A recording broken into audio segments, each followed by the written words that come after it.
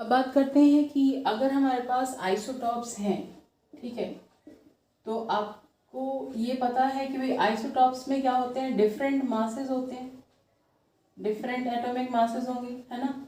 तो different atomic masses है मतलब कि ए डिफरेंट है, बट आपको एवरेज निकालना है।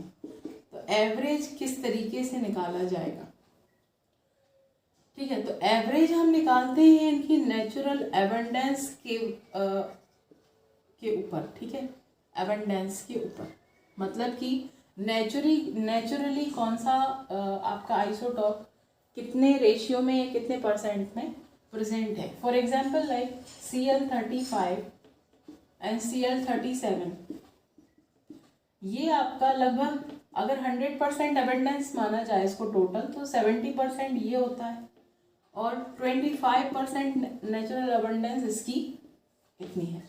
आप इसको इस रेशियो में भी डिवाइड कर सकते हो 3:1, ठीक है, ओके। तो ये इनकी क्या है, नेचुरल अबेंडेंस है। बट अगर आपको एक ही एटॉमिक मास चाहिए है तो आप कैसे निकालेंगे, एवरेज निकालेंगे। किस तरीके से, अब इस वाले की जो अबेंडेंस है वो कितना है 3, प्लस इसकी कितनी है 1, अपॉन टोटल कितना है 3 + 1, कितना आ जाएगा, और इसका आ जाएगा, इसको आप डिवाइड करेंगे कितना आ जाएगा 35.5। ये इसका एवरेज एटॉमिक मास। तभी आप क्या करते हो, क्लोरीन का अगर आपको एटॉमिक मास रखना होता है, ठीक है, तो कितना रखते हो 35.5, ओके। ना तो ये 35 है ना ही 37 है। Now talking about the applications of the isotopes. Applications of the isotopes and radioisotopes. Radioisotopes, ठीक है। तो रेडियो आइसोटॉप्स क्यों बोल रहे हैं, क्योंकि कुछ आपके ऐसे आइसोटॉप्स होते हैं जो रेडियो एक्टिविटी शो करते हैं, ओके। तो इनकी जो प्रॉपर्टीज जैसे कि क्या क्या यूज रहेगा, सबसे पहले एप्लीकेशन में कि आप इनसे क्या कर सकते हो, आर्कियोलॉजिकल सैंपल्स की एज फाइंड आउट कर सकते हो, यानी कि कितना पुराना कोई भी जो आर्किटेक्चर है उसकी एज पता कर सकते हो। टू एस्टिमेट द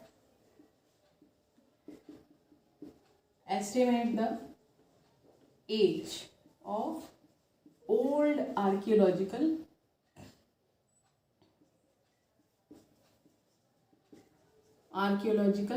कोई भी सैंपल,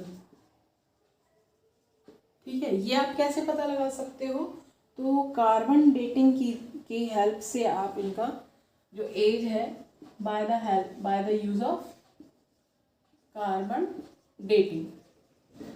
कार्बन डेटिंग किससे होती है, ये इसमें आपका यूज होता है कार्बन-14 आइसोटॉप, ठीक है।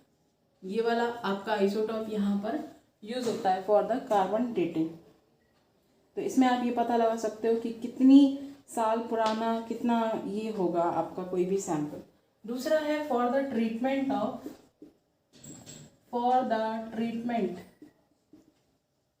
ऑफ सम डिजीजेस, ठीक है, जैसे कि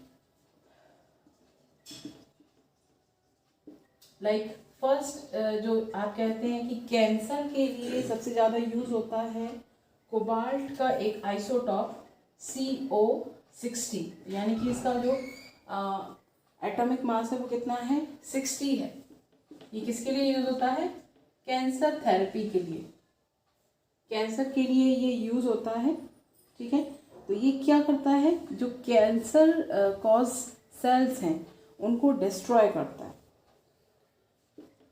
फिर दूसरा जो आइसोटॉप है वो है आयोडीन का, इट्स 13153। ये आपका थायराइड को डिटेक्ट करने के लिए आइसोटॉप होता है।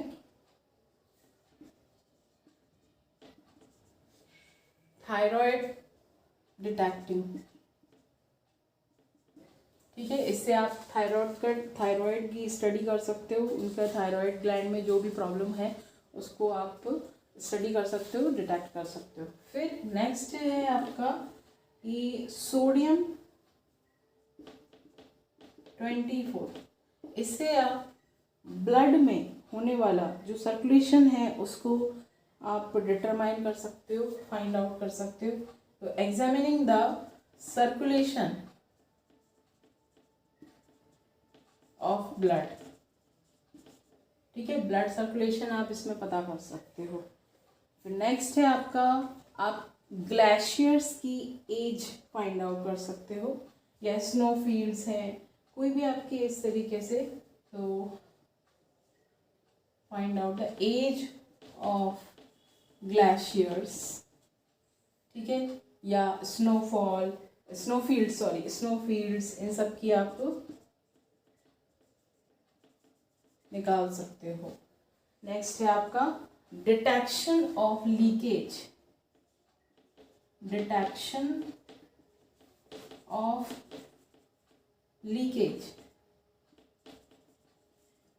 ठीक है। अगर कोई भी अंडरग्राउंड पाइप्स हैं, जैसे कि जो आपकी गैस कंपनीज होती हैं तो ज़्यादातर उनके जो पाइप्स होते हैं, गैस पाइप्स, वो अंडरग्राउंड ही होते हैं, वाटर पाइप्स भी अंडरग्राउंड होते हैं। तो अगर कहीं पर लीकेज हो गया है तो उसको फाइंड आउट करने के लिए आप इसका यूज़ करते हो, रेडियो आइसोटॉप का यूज़ करते हो, ठीक है।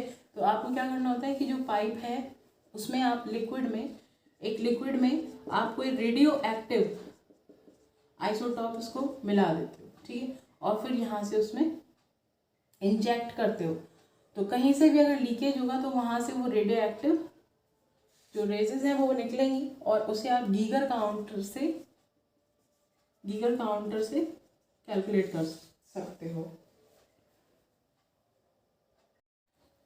नो आइसोबार्स, तो जैसे आपने आइसोटॉप बढ़ा था तो उसमें क्या था, सेम एलिमेंट थे। तो यहाँ क्या होने वाला है, यहाँ होने वाले हैं डिफरेंट एलिमेंट्स, ठीक है। और क्या पढ़ा था आपने, डिफरेंट मास, बट यहाँ मास क्या होगा, सेम होगा, same atomic mass but different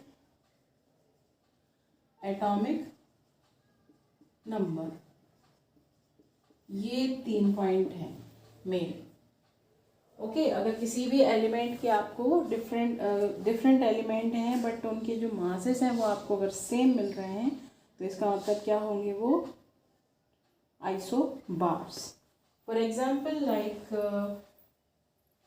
organ 40, potassium 40 and calcium 40। अब इनके एटॉमिक नंबर्स अगर आप देखेंगे तो इसका 18 है, इसका 19 है और इसका 20। आप देख रहे हैं इनके एटॉमिक मासेस क्या है, सेम है।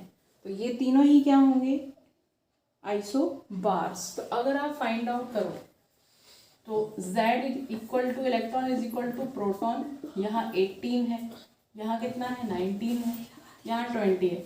जबकि अगर आप A यानी कि A तो आपको दिख ही रहा है, अगर आप न्यूट्रॉन फाइंड आउट करोगे तो यहाँ पर न्यूट्रॉन कितने आएंगे आपके, 40 माइनस 18 कीजिए, 40 माइनस 18 20 प्लस 22। यहाँ पर न्यूट्रॉन फाइंड आउट करेंगे, यहाँ पर कितने आ जाएंगे आपके 21, यहाँ पर न्यूट्रॉन 20, ओके। तो आप देख रहे हैं कि यहाँ पे कोई ज़्यादा फर्क नहीं पड़ रहा है, बट ये जो चीज़ें हैं आपकी, तो इसका कोई मतलब नहीं है, सिर्फ आपको जो मेन की पॉइंट है, वो की पॉइंट क्या है कि आपका मास सेम आना चाहिए, एटॉमिक मासेस क्या होने चाहिए, सेम होने चाहिए। तो वो आपके क्या हो जाएंगे, आइसोबार्स। इसी में अब आपको बताते हैं आगे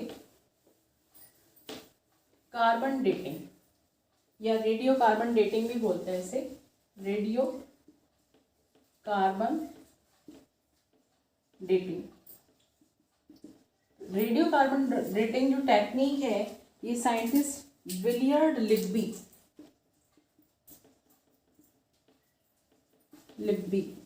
इन्होंने ये जो टेक्निक है ये डेवलप की थी, और इसके लिए इनको नोबेल प्राइज भी दिया गया था, ठीक है। तो ये जो कार्बन डेटिंग है ये क्या करती है, एक्चुअल एक्चुअल में it is estimating the age of the carbon containing objects by the measuring of concentration. ठीक है, किसी भी फॉसिल फ्यूल में या कोई भी ऑब्जेक्ट है जो कार्बन से बना है उसमें आप कार्बन 14 की कॉन्सेंट्रेशन काउंट करते हो, कैलकुलेट करते हो, तो उससे आपको उसकी एज का पता चल जाता है। अब ये जो कार्बन 14 है एक्चुअल में ये बना किससे है, कैसे पता चलता है? देखिए ये है आपका तो ये आप कैसे फाइंड आउट करेंगे? कार्बन 14 है, अगर आप इसको डिसइंटीग्रेट करते हैं तो ये एक नाइट्रोजन देता है और इसमें से एक पार्टिकल का इमिशन होता है जिसे आप बोलते हो beta particle, that is this is called beta particle. Okay, तो अगर नाइट्रोजन में से एक बीटा पार्टिकल का एमिशन हो रहा है तो ये बना देता है कार्बन 14 और यही कार्बन 14 क्या करता है फिर आपकी जो कार्बन डेटिंग है उसको बताने के लिए यूज आता है।